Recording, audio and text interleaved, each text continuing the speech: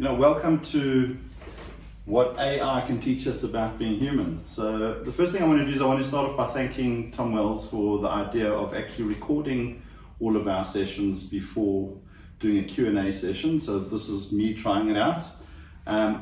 This talk was actually inspired, it was something that germinated over a period of about 4 months.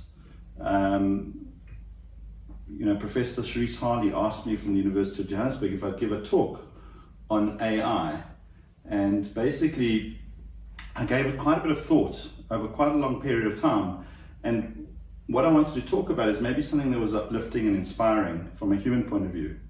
And so this is the germination of that talk, and this is the talk that I came up with for the University of Johannesburg. So I just wanted to say thank you to the University of Johannesburg for allowing me and actually forcing me to think this topic through a little bit.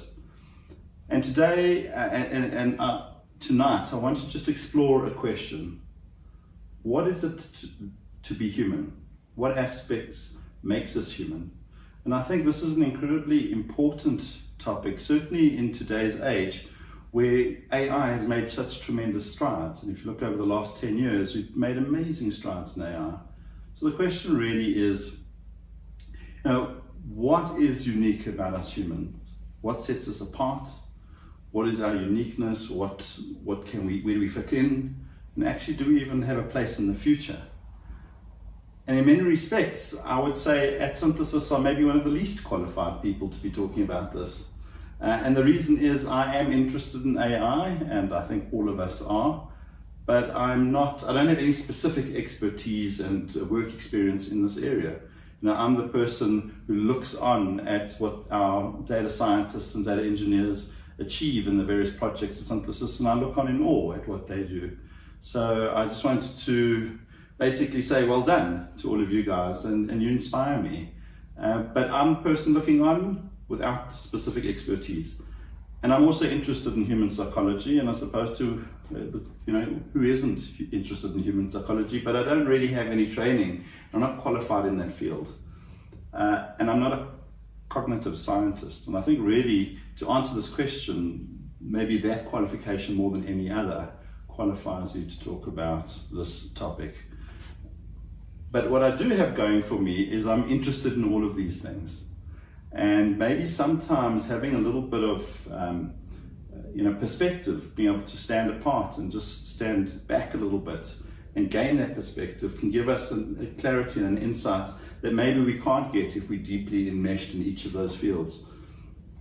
So, from those distances, you can actually start asking some big questions and getting some answers. So I want to start off with a slide, which actually for me is the too long don't read slide, or didn't read slide. And it's a summary of my entire talk. So I'm asking you all just to maybe, for those of you who don't want to sit through the whole thing, just watch the slide and I'll give you an overview of the talk. But really, I suppose what this talk is about where does artificial intelligence fit in and general intelligence fit in. And we're looking at two main areas. One area is the area of connectivity, the pre-configured mind, and the other area is an area of learning. And if we think learning, that's certainly in the realm of artificial intelligence. So there we need lots of really good data, curated data and labeled data. And that is an area where you'd often talk about machine learning, AI, and big data in one sentence. But on the other side, from a connectivity point of view, that's where you actually start getting out or start characterizing general intelligence as opposed to just artificial intelligence. And really, general intelligence is a combination of connectivity and learning. And general intelligence is really good in an environment where we have a lack of good data, where the new and the novel is something that we confront on a regular basis. We have a pre-configured body and a pre-configured mind, and it's that we use to actually navigate the world. The next area I want to look at is personality, and how does personality alter the way and change the way, or actually impact on the way that we make decisions and quick decisions. How does it give us that intuitive grasp of the world? And our personality and really our decision making is wrapped up in our sensing of our emotional state and what our emotions can actually help us do in terms of achieving an insight into our decisions. And then rationality also plays a role. Our rational mind also plays a role in making decisions, and that's also important to bear in mind. But our rational mind doesn't play as much of a role in our decision making as we might think. It's actually predominantly our emotional side of things. And if emotions play such a big role, I want to try and answer the little question of do we actually even have free will to make decisions at all? Or are all our decisions really prompted by our emotional feelings? And then also want to look at the impact on society on our decision making, because I think a society has a big impact. And lastly, I want to look at what it means to be human. And let's look at that at the end. So there are a few books that actually, once you've read them, they change the way you totally change the way in which you see the world. And one of these books is a book called Homo Deus by Yuval Harari.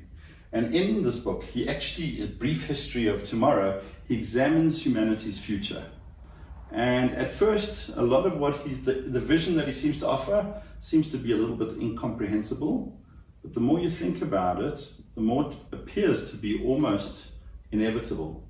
And one of the things that comes out of this, and the picture he paints, is the inevitable lack of, or let's say loss of dominance.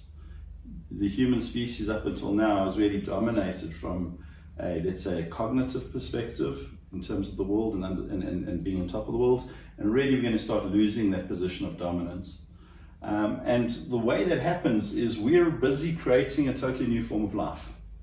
Artificial intelligence, up until now, all life has really been biological life. And humanity is in the process of creating a totally new form of life. Life that is really characterized by, let's say, programs, it's characterized by metal and silicon. It's not biological organic life. And it's not unimaginable to think of a future where even this artificial life starts learning how to procreate and actually, reproduce itself as well. The name of this book is called Homo Deus, and it really alludes to the creator role that humans are playing in bringing about this new form of life into existence. And in many respects, so we're not only the parents of this new creation, we are also its God. However, unlike God, we're not all powerful. And we really run the risk of being usurped by our own creation. And it's a creation that is not vulnerable in the same way that we're vulnerable. And it's a creation that will think and behave very differently to us. So instead of focusing on AI directly, I think we could do well to try and understand ourselves better. So, and in doing so, we can really find the answers that we need to plot a way into the future. A future where our dominance can no longer really be taken for granted. So where do I start? This is like a broad topic. Where do you start about unpacking what it is to be human? And it's really broad. This is a question that's incredibly broad. So what I decided to do is start with one of my most favorite authors, Viktor Frankl, and he gave me a great pointer. So he said, and he declared, a human being is a deciding being. So let's start giving some thought to how we go about making decisions. So I want you to think back to a recent time where you met somebody new. And, maybe it was today, you met somebody new for the first time today, but maybe it was fairly recently. And I want you to think back to that moment. Did you get an inner sense of whether you trusted that person or not? Or did you say, better not trust that person? It's my gut feeling is telling me run a mile. And really, where did that inner sense come from? Is it something that you just knew? How long did it take you to actually formulate that opinion? Was it 5 minutes, 30 seconds, 1 second? Where did it come from? So intuition is an incredibly powerful mechanism that we all use to make snap decisions. And if we think back, we really rely on our intuition. And it often turns out our intuition is spot on. and gives us really important insights into the world around us and the people that we meet. And we tend to really need our intuition to navigate our world. However, I want to acknowledge that our intuition is not infallible. My very intelligent cousin once told me he was losing his sanity. And I really did start taking notice quite quickly, because it was the first and only time he's ever admitted that to me. And what it really was is he basically said to me that he had a recent revelation about a colleague of his that he thought he knew very well. And it turned out that he trusted her implicitly. She was like part of the finances of the business. And on reflection, when thinking back, there were lots of warning signs. He really saw these warning signs. In other words, she didn't rock up at work some days for no real reason, slurred words, flared tempers, and he chose or couldn't see these warning signs. And eventually became clear when she resorted to theft and other mechanisms to feed her addiction that her alcoholism came to the fore. So he's incredibly shaken by that experience. And the reason he was shaken is because he couldn't believe he was such a poor judge of character. How is it that he couldn't actually know this about her? But my cousin's not alone. I think we all suffer from this. Now, we're all confident that we're a great, or good, at least a good judge of character. And yet we regularly misjudge others. We don't actually understand who they are. So psychologists know that we use something called projection. So when we meet somebody new, we project onto them a stereotype of somebody else from our past. And then we behave with these people as if they are that stereotype. And that behavior is what we call transference. And we need to do this. It's not something that we actually have a choice in doing, because we know we need to work with other people, and we don't have the luxury of getting to know other people intimately before actually working with them. So it's not that my cousin was insane, or certainly not more insane than the rest of us are. It's just that he made a mistake, and his mistake was that he didn't realize that he had made a guess at who that person was. And he gave that person the trust, but it was trust that was given rather than trust that was earned. And the initial, when that initial evidence started presenting itself, he should have realized, maybe let's rethink that guess I originally made, instead of just trusting his intuition as much as he did. And one way of understanding, how we actually get around this issue of not being able to fully trust our intuition is to realize that we have to actually act before we've got all the facts. We don't really have a choice. Humans are biased towards action. So we're wired with the ability to make decisions despite this ambiguity that we're presented with on a daily basis. So instead of just being paralyzed into inaction by the lack of information, we seem to just toss the dice, guess, make a decision, and move forward. So this bias is based on a fundamental truth of life, and that is that any action is better than no action at all. So I recently learned this lesson firsthand when I was asked by one of our clients to help hire a software developer for them. And after a year, I gave up. And I never give up. That's not who I am. So what happened? So in our business, I regularly hire software developers, 3-4 developers a month. So I know how to hire people. I know how to spot talent. So I tried, for over a year, I tried with our clients.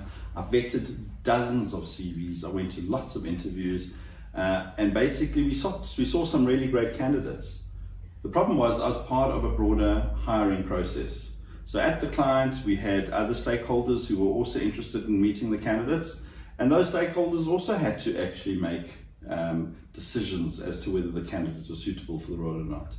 And it makes sense to actually have quite a few people involved, because you've got to be cautious. It's quite let's say if you make the wrong decision, it can be very costly. Certainly in terms of recruitment fees, but also in terms of if the person's wrong and you need to get rid of them, getting rid of a person from an organization is very costly. So the reason I failed wasn't actually because I wasn't seeing good candidates. it's because the process itself filtered out all of the really good candidates, because it just took so long to make a decision. And we were left with all the candidates that nobody else wanted. And that was the downside of taking so long to make a decision. So quick decisions are not only beneficial for businesses, which in this case it would have been really great if they had made quick decisions, but quick decisions can often be the difference between life and death. And just ask the slowest impala in the herd. If they've learned that lesson, I'm sure they have. Taking too long to make a decision also robs you of the ability or the opportunities that present themselves. So you really can't afford to really take so much time of making decisions. The problem is a downside to not making quick decisions, and the downside is that there's increased potential for really bad decision making.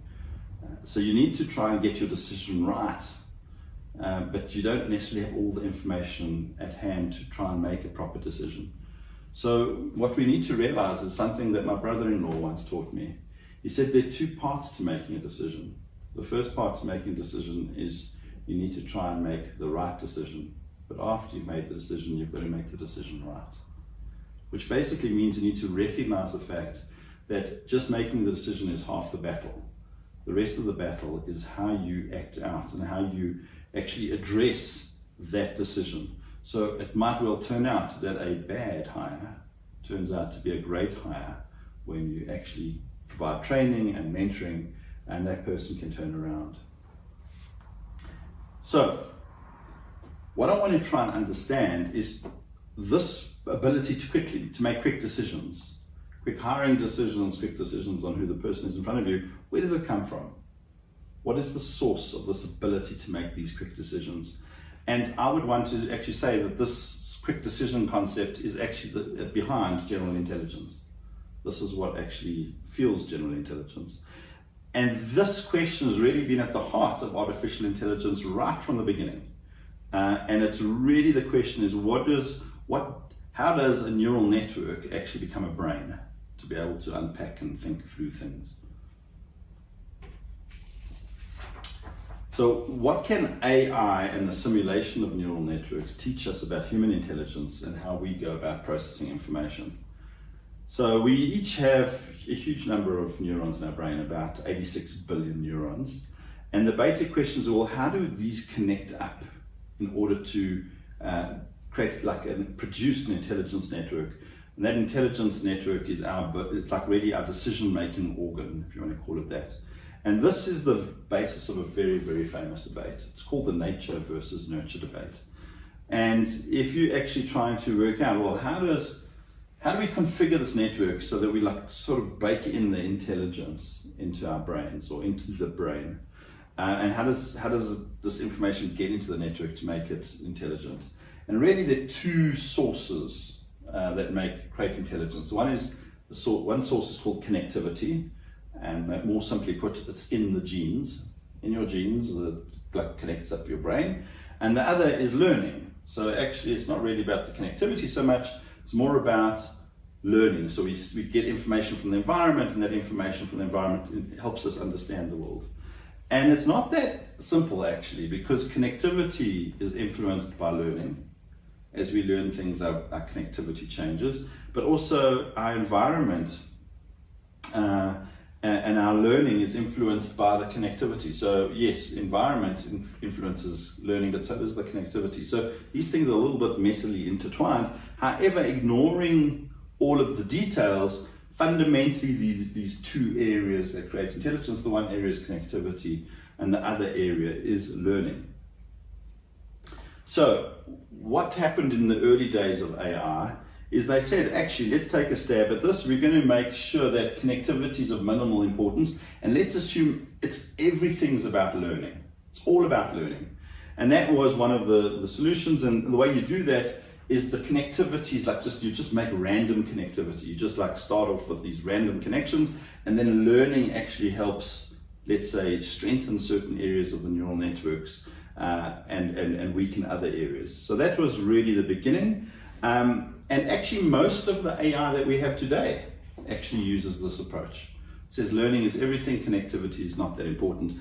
And in fact, one of the early AI pioneers, Frank Rosenblatt, said in 1958, at birth, the construction of the most important networks is largely random, subject to a minimum number of genetic constraints. So what he's saying there actually is the genetic constraints, the thing that actually pre-connects your brain, is not that important. It's really about the learning. And that's really his point that he wanted to make there. And if we think about some of the really big steps that we've taken more recently in the AI world, again, it's in this area of learning. So if you look at Tesla, and they recently had something called AI Day, really amazing. It's computer vision, and it's really driving, being able to actually have an AI intelligence for driving, self-driving cars. And they showed how you use massive amounts of data from the whole fleet of Tesla vehicles to train an AI intelligence on how to drive. So they had basically the ability to perceive the environment, how to break it down into the vector space and perceive the objects, and then how to steer your way through all of these objects. And that's all purely based on a learning scenario. And it's really, really amazing. In fact, one of the things they do, because they don't have enough data for like really weird scenarios, imagine you come to an intersection and this other car does something really weird. They don't have enough real world data for that. So they actually hooked it up to driving simulators. And then they actually have the driving simulator output feed in to the almost the visioning of this AI network so that it can actually work out how to deal with really wacky scenarios. But at this point, I want you to ask yourself a question. Is this how biological intelligence works? Is this really at the heart of biological intelligence? And maybe it's not that. Maybe it's not all this learning. Because what we can do to try and answer this question, let's look at the story of the monarch butterfly of North America. Now, the monarch butterfly of North America starts off, let's say in the summer, really in the northern parts of North America. And it's basically, as the autumn comes along and the days start getting shorter, the monarch butterfly starts migrating south. And it goes all the way south into winter, the overwintering sites in Mexico. Some species or subspecies of monarch butterflies actually go to specific trees that they every year in Mexico. And then as the days start getting longer, it starts warming up again, they migrate north again to the north of North America. The interesting thing is that that's 4 to 5 generations of monarch butterflies. So that's clearly connectivity. I mean, unless you want to point out all the monarch butterfly universities dotted around North America that they stop over to find out where to go, it's connectivity. It's like built into the genes, let's say. So, where does this intelligence, or where does this information about how to fly and where to fly, where does it come from? And I think what you could say, well, it's in the genes, right? The genes of the butterfly know, like sort of tell it where to go. But that's not strictly true. The genes actually don't have a map. They don't encode the brain that knows. So they don't describe the brain. What the genes do is they actually tell you how to grow the monarch butterfly and the monarch brain. And that grown butterfly and brain know how to navigate in 3D, know how to court other butterflies, know where to lay their eggs so that when the caterpillars come out, there's milkweed plants that they can get their sustenance from. It's really quite amazing if you think about it. And all of this that they can do is before learning anything. Learning almost plays no role at all. It's actually all about the connectivity. So what we have to try and work out is then this ability. We might think, well, the ability to actually understand or create artificial or general intelligence is actually really about decoding the gene. So if you have the intelligence or the knowledge on how to decode the gene, lo and behold, you are going to be able to actually reproduce general intelligence. But the problem is the genes don't describe the brain, as I've said. All they do is they explain how to grow the brain. And in growing the brain, You need a lot of time and energy. It's a biological process that with these genes, time and energy, the genes produce proteins. Those proteins in turn unlock other genes, which then produce other proteins, and that cycle continues with a lot of time and energy to produce this connectivity. And it's really this unfolding into this brain and body that actually is the thing that produces that thing that has this knowledge and intelligence. So the other thing to realize is this process, or this feedback of improving the connectivity, takes place over billions of years. And that's what this whole natural selection thing is. You get a change in the genes, the time and energy to grow it out, then effectively you get, you can imagine, think of Mother Nature as that chucks stuff against the wall to see what sticks long enough to reproduce. And that does stick long enough to reproduce is what is selected for. And that's really what unfolds over time, but it's a very slow process. And the mystery of biological intelligence is really buried in the outcome of the expression of these genes, and that is the connectivity. So if you compare this to artificial intelligence, artificial intelligence neural nets, they know nothing prior to learning. There is no connectivity other than just randomness. So if you're looking now, you look at 2022, virtually all of our neural nets are actually, there's no genome, there's no developmental process behind them. They're just designed and built to learn. And really, if we contrast that with human intelligence is a mesh, or it's a split between connectivity, the pre-configured intelligence, and the learning. We have actually both.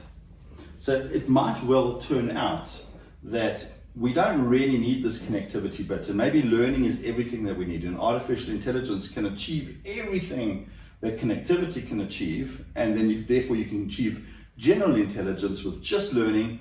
But my sense is that's not the case. And I don't think it's going to be the case. And really, we need to try and understand this connectivity aspect a little bit better to unpack general intelligence. So that brings me to personality. So there's a lot of research that's really been focused on personality, and the reason that we have so much research into personality is that so many of our life decisions are wrapped up in our personality. Our personality describes who we are, what we are, and how we go about making decisions. And the way we respond to other people and challenges is and best understood maybe through our personalities. So this is really a representation of the Big Five personality model. It's the most scientifically valid personality model, and the reason I'm saying that is because it's really empirically based. What I mean by that is the concepts of what we needed to focus on came first. So there were a lot of questions that they would ask grad students and other students at university, get all the data coming back, do factor analysis, and out of that long, let's say, process of research came the fact that we actually have 5 different personality traits. And those personality traits are openness to experience, conscientiousness, extroversion, agreeableness, and neuroticism. And you can think of each of these personality traits as really being something, a normalized distribution. So if you're thinking about openness to experience, you either are less open or more open to experience, and that's on the normalized distribution, with most people being in the middle and fewer people being on the tails of that. But another way to think about personality is really a set of heuristics, a set of, let's call it, rules of thumb that we use to make decisions. So our personality provides a shortcut to understanding the world that we act in. So, for example, the extrovert is keen to meet somebody new, run off and, yes, somebody new, yay! And the introvert prefers not to go there.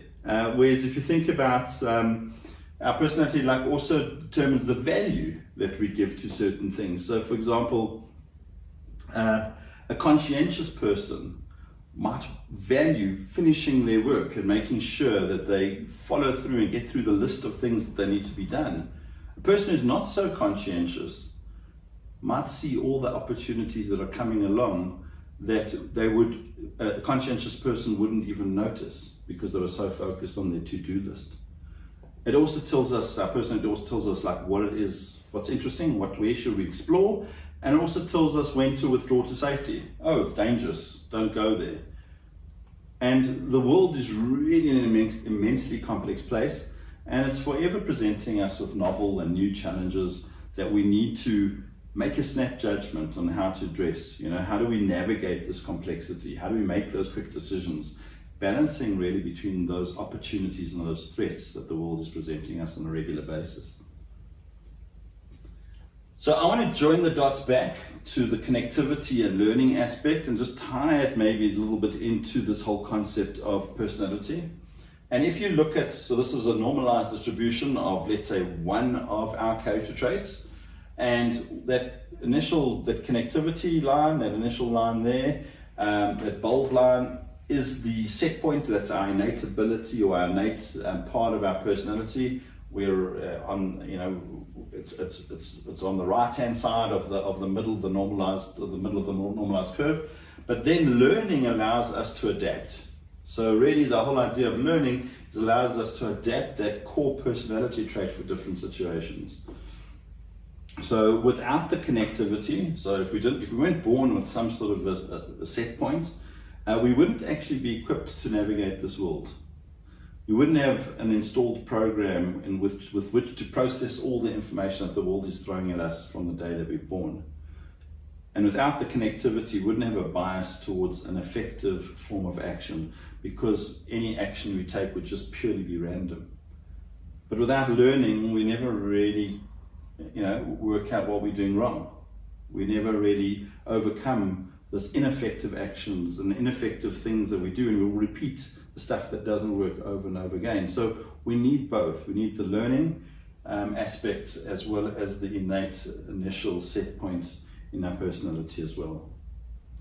But I want to just bring this concept of personality back to yourselves. And I want you to think about what role did personality play in how you decided what to learn. Like, how did you know, well, I want to become a computer scientist or an engineer, whatever the story is, or a doctor? How did you get to be studying what you're studying? And let's take a moment to reflect about that. So could it be that maybe what happened was you didn't know what to study, so you put up a dartboard, threw a dart, and the dart pierced,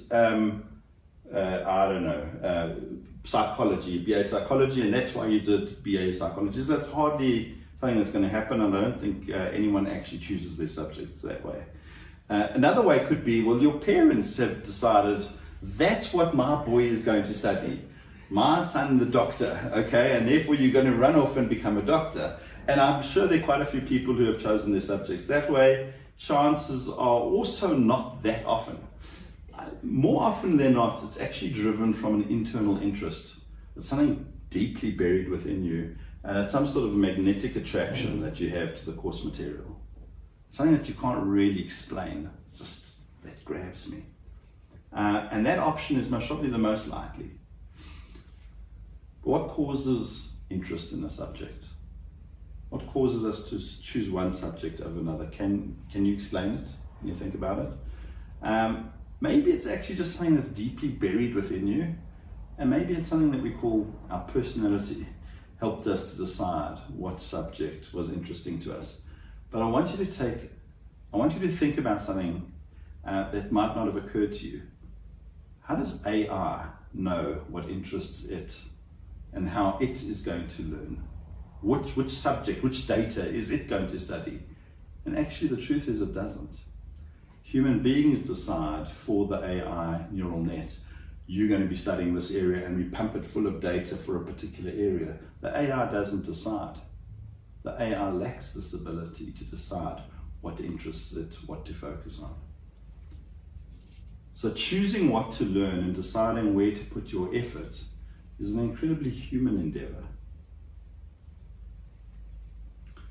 So if we think of our personality as a compass that we have in the world, how do we know which way the compass is pointing? And I want to suggest to you that our emotions, our feelings actually give us a sense of which direction the compass is pointing. So our feelings play a really, really big role, but I'm sure you're all aware that some of the worst decisions you've ever made are those decisions where you're in the grip of a fierce emotion like anger, frustration. You make really shoddy decisions. And because of that, we've often thought that maybe the way that we need to learn to actually say mature or become better in our decision making is to leave those messy emotions in the past. Let's not worry about those, or get away from those messy emotions. And really the emotions get in the way of the right approach to decision making. And in fact, Plato, the ancient Greek philosopher, he saw conquering of emotions as the pinnacle of achievements. He held the most developed human being was the philosopher. And the philosopher was somebody who could totally conquer their emotions. And what he said is you actually have the concept or the metaphor of the charioteer and the horses. So the charioteer is the rational mind of the philosopher, totally in control of the emotions, and those are the horses. So that was his model. However, in his book Descartes' Error, the author Antonio Damasio explained that we interact with our environment with an ensemble of body and mind. You can't actually decouple one from the other. The two are intrinsically, let's say, joined at the hip, and you can't actually think of them as separate entities. So Damasio had a very interesting scenario. He had a patient called Elliot, who was a phenomenal husband. He was a great father and he was a great businessman until he wasn't. Okay, so all of this changed with a brain injury. And it was a very, very insightful injury. It's an injury that actually taught us quite a lot. And Elliot had started to suffer from severe headaches. And on diagnosis, his doctors found the thing that was causing it was this massive orange-sized tumor pushing on his frontal lobes. And they carefully removed it, but they had to remove some other damaged brain tissue along with it. And it was during his recovery that all of his peers and family suddenly realized that Elliot was no longer Elliot. He was somebody else. His language was fine, his intelligence was fine, but he became distractible. He couldn't make decisions. He couldn't actually manage his schedule, and his business and social life just fell apart. And they did a lot of analysis and a lot of brain scans, and they actually looked at what was going on, and they could see, there was some isolated brain damage in the frontal lobes, but his IQ was fine, his memory was fine, his language was fine, his other capabilities were all fine. And they were testing everything, no issues. However, they eventually did find something. When they tested his emotional responses, things were totally out of whack. Because what happened was they showed him pictures of people being injured and maybe like fires, and Elliot revealed that he actually felt no emotional response whatsoever. Whereas historically he did have emotions before the injury. He had emotional responses to those things. But without access to his emotions, Elliot could not function. He couldn't make any decisions. So Damasio makes the following point. He says, emotion, feeling, and biological regulation all play a role in human reason. The lowly orders of our organism are in the loop of high reason. So the lowly orders of our organism, that's our emotions, our feelings, our intuitions, they're actually right up there with Plato's philosopher, and they're intrinsically linked. So as Jonathan Haidt in his book, The Righteous Mind, points out, a much better metaphor, rather than Plato's charioteer and horses, is the rider and the elephant. And if you think about it, the elephant, that's the part of the mind that actually is the emotions, the feelings, and our intuitions. And the rider is really our rational mind. And the rider actually thinks he's in control, but the elephant just does what the elephant wants to do. And so really the role of the rider then is to be the press secretary for the elephant. ooh, the reason the elephant knocked down that tree was because, but it doesn't, not the other way around. It's not the rational mind didn't tell the elephant what to do, it did what it did, and the rational mind's trying to play catch up. And that is actually the metaphor that Jonathan Haidt uses. And it's quite an interesting metaphor, and it just puts the focus on our decision making really squarely on our emotions rather than our rational mind.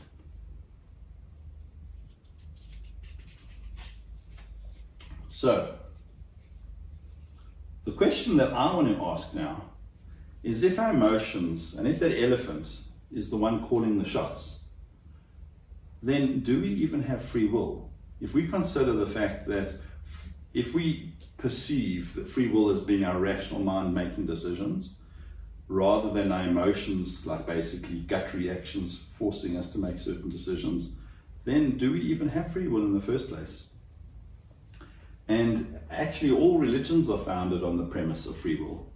You know, and all legal systems are founded on that premise. We lock people up if they've done something wrong. But the premise there is that they've got free will. They chose to do the wrong thing. It's not that it didn't just happen. So if you look at religions, you know, there's Deuteronomy chapter 11, verse 26. See, this day I set before you a blessing and a curse. And we're told, choose the blessing. So very much there's this premise in society that we can choose.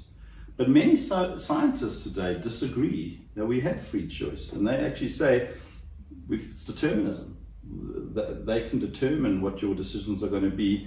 And it actually is not something that's under your control. So you don't really have free choice. And free will, according to these scientists, is actually just an illusion. There's actually quite a lot of evidence, actually. And they have a point, because not all of our decisions are a result of a rational choice. In fact, most of our decisions are driven by emotions rather than free choice, rather than our rational mind. So how does this work? How do they work this out from a scientific point of view? Well, when you're faced with a choice, it's as if the part of the mind that has determined what action you're going to take lights up before the other part of the mind that realizes what that decision is, before that decision becomes conscious. And it seems to be that they're using to determine the fact that we don't have free will, which is quite interesting. But I came across an incredibly interesting argument from Jordan Peterson, where he argues for free will. And he uses a driving a car analogy. And what he says actually is, imagine you're driving down the highway at 120 kilometers an hour, and you are staring just in front of the bonnet to see if there's a pothole. And Johannesburg roads are pretty pathetic. And if you do that, the chances are you're going to have a flat tire. Because by the time you spot the pothole, you've already driven over it and you've got a flat tire.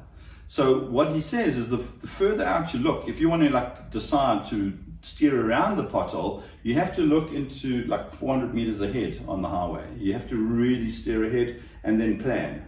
And if you do that, you can miss the potholes, chances are. So that's his metaphor. And what he's trying to show you is that free will is really on a temporal gradient. And as you look into the future, perhaps the further you look out into the future, the freer your choices are. The further and further you look out, the freer and freer your choices. But the closer those choices get to implementation, the less free your choices are. In Jordan Peterson, his first book, it's called Maps of Meaning. It's really centered around stories. And it's the maps that we use to navigate the world. He calls the maps of meaning. And we use these to navigate our life. They shape our priorities, they shape what we value, and they shape the lens through which we see the world. So really the secret to increasing our free will is not trying to become more present in the moment. It's to actually look forward and understand how we actually shape the way we see the world. Look further and further forward. That's how we actually increase our free will. So it's rather aspiring to create the world that we desire, dreaming about what it is we're trying to achieve in the future. That is what is going to allow us to tap into free will, rather than trying to become more present and trying to become very rational about every decision that we make. Because I think it's not going to work. It's a deception. And it's those dreams and aspirations that actually orient us in the world and actually ultimately steer us in a certain direction. But I want to look also at the role of society, because up until now I've been talking about an individual human being and what actually allows us to make decisions. And maybe that's only part of the story, maybe only one part in about 7 billion. And it's a much broader story we have to look at here. And that is that human intelligence is better described by looking at a broader society. And we need to acknowledge how our individual decisions are shaped by our parents and the society that we're living in and our educational system, etc. Even from an evolutionary perspective, we have survived because our societies, our tribes have survived, not necessarily because individuals have survived. We're really one member in a much larger family. And our ability to work together flexibly in large groups and coordinate our efforts to support each other is ultimately what makes us human and sets us apart from all the other creatures on our planet.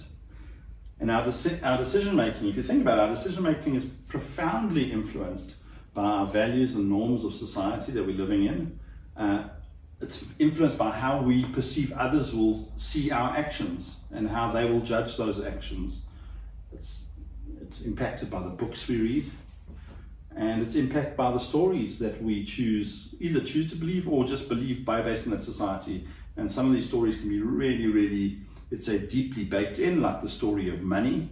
We all sort of believe that story of money, that these little notes actually have value, or that we're living in a country. These are all stories that we believe, and we act accordingly, and they actually shape how we act.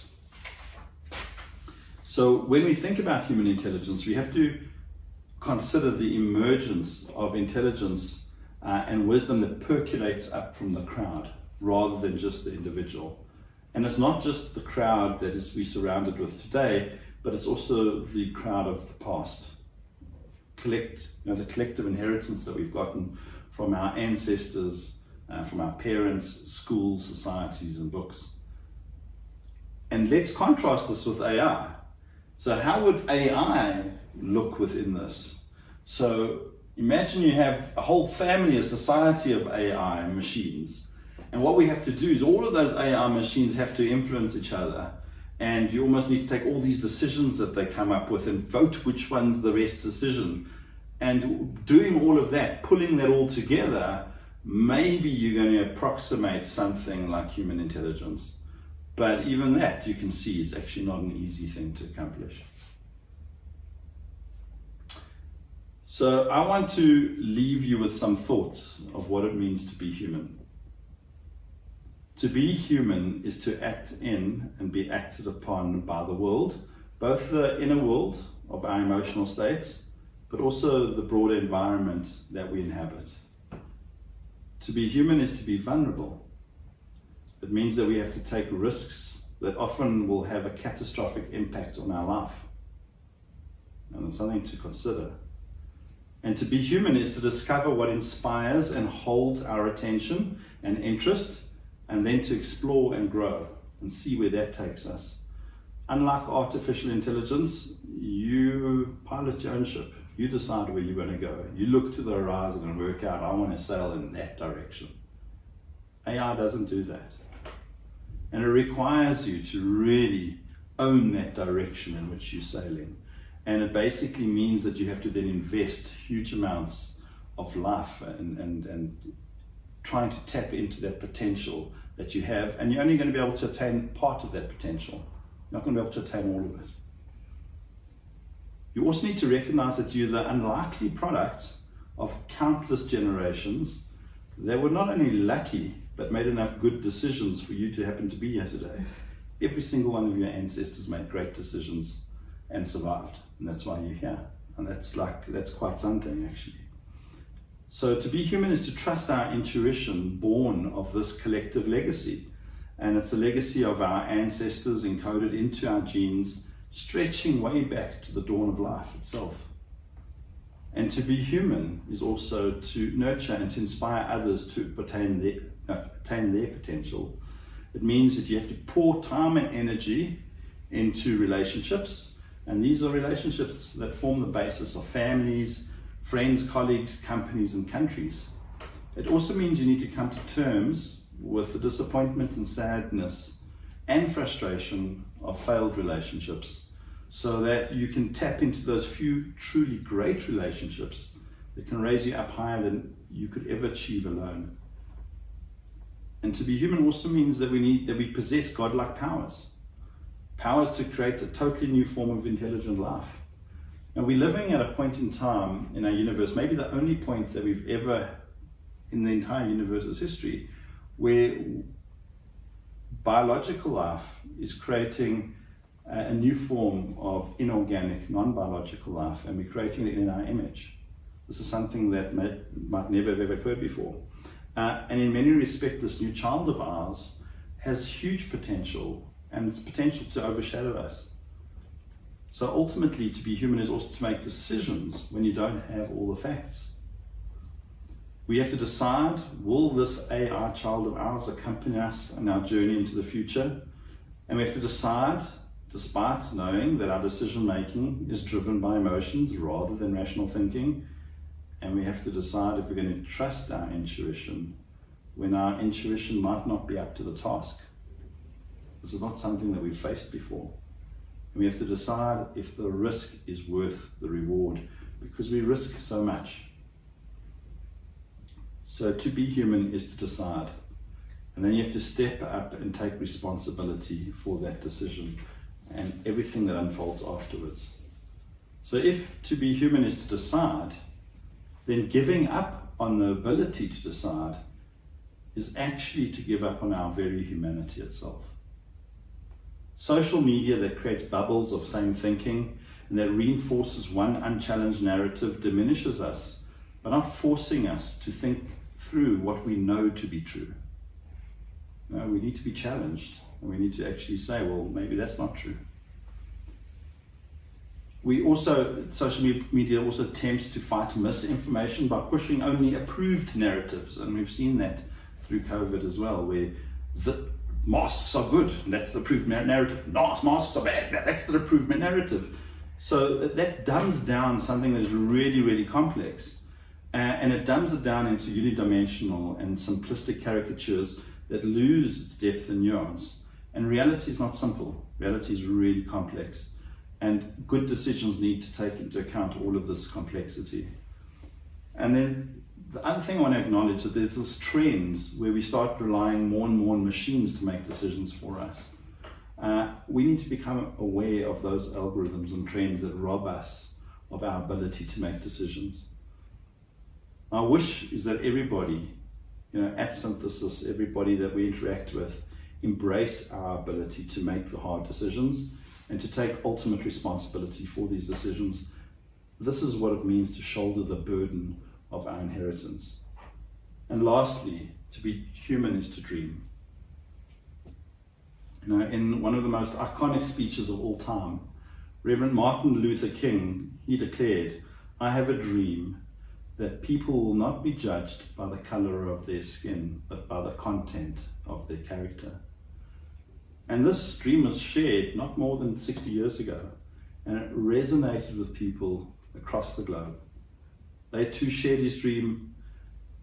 And looking around at Synthesis, looking at South African society today, we see people from all walks of life.